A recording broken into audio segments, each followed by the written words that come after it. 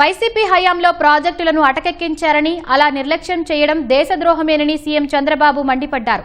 సాగునీటి రంగానికి, రైతుల సంక్షేమానికి కూటమి ప్రభుత్వం పెద్దపీట వేస్తోందని చెప్పారు. 3 ఏళ్లలో 35,000 కోట్లు ఖర్చు చేసి 36 ప్రాజెక్టులు పూర్తి చేస్తామని ముఖ్యమంత్రి స్పష్టం చేశారు. పవిత్ర సంగమం వద్ద కృష్ణానదికి జలహారతి ఇచ్చిన సీఎం ప్రాజెక్టుల పూర్తికి క్యాలెండర్ ప్రకటించారు. పెన్నా, వంశధార నదుల అనుసంధానమే లక్ష్యమన్నారు. రాబోయే రోజుల్లో మార్చి 2027 పోలవరాన్ని పూర్తి చేసి జాతికి అంకితం చేస్తాం. రాష్ట్రానికి జీవనాడిగా తయారు చేస్తాం. అది వస్తే ఇప్పుడు కాస్తా కోస్తూ లిఫ్ట్తో వస్తున్నాయి. రేపు లిఫ్ట్ కూడా అవసరం లేదని చెప్పి నేను మీకు తెలియజేస్తున్నా. నా ఆలోచన ఒకటే, వంశధార, పెన్నా నదుల అనుసంధానం జరగాలి. 30 సంవత్సరాలకు మునిపే చెప్పాను, గంగా కావేరి కలవాలి. ఈ నదులన్నీ కలపగలిగితే సముద్రంలోకి పోయే నీళ్లు, కొన్ని నీళ్లు కానీ మళ్లించగలిగితే ఈ రాష్ట్రానికి కరువు ఉండే పరిస్థితి లేదని చెప్పి కూడా నేను మీకు తెలియజేస్తున్నా. అందుకే ఈరోజు ఒక పవిత్రమైన రోజున అనౌన్స్ చేస్తున్నాను. 36 ప్రాజెక్టులు 35,000 కోట్ల 3 సంవత్సరాల్లో ఖర్చు పెట్టి పూర్తి చేసే బాధ్యత ఈ ప్రభుత్వం తీసుకుంటాం. నిన్ననే తుంగభద్ర న్యూ గేట్స్ అన్ని కూడా పెట్టాం. మొన్ననే కాటన్ బ్యారేజ్ గేట్స్ అన్నిటికీ శ్రీకారం చుట్టాం. అది రాబోయే సంవత్సరం పూర్తి చేస్తాం. గుంటూరు ఛానల్ మోడర్నైజేషన్కి ఇమ్మీడియట్గా ఫౌండేషన్ వేసి దీన్ని కూడా ఈ నెలలోనే ఫౌండేషన్ వేస్తాం. 2 సంవత్సరాల్లో పూర్తి చేసి మళ్ళీ మీకు ఆ ప్రాజెక్ట్ అందజేసే బాధ్యత తీసుకుంటామని చెప్పి నేను మీకు తెలియజేస్తున్నా.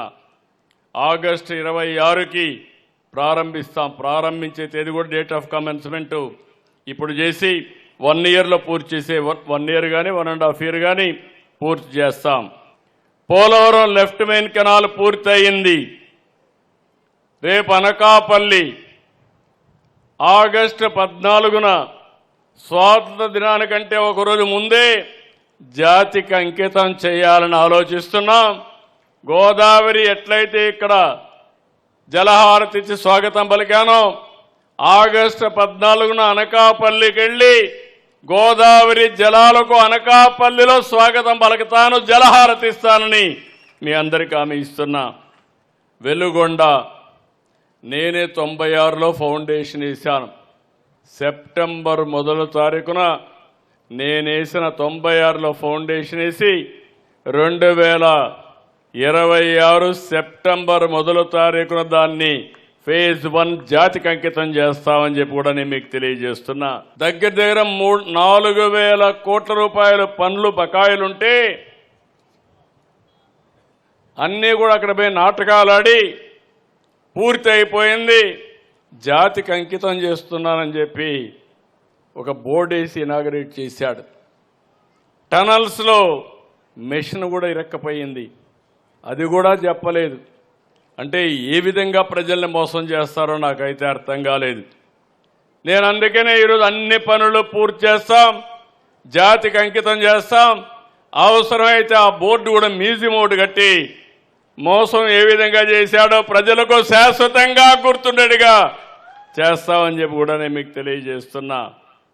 నేరేడు బ్యారేజ్ ఉంది, అది 30 నవంబర్ 26లో ఫౌండేషన్ వేస్తాం.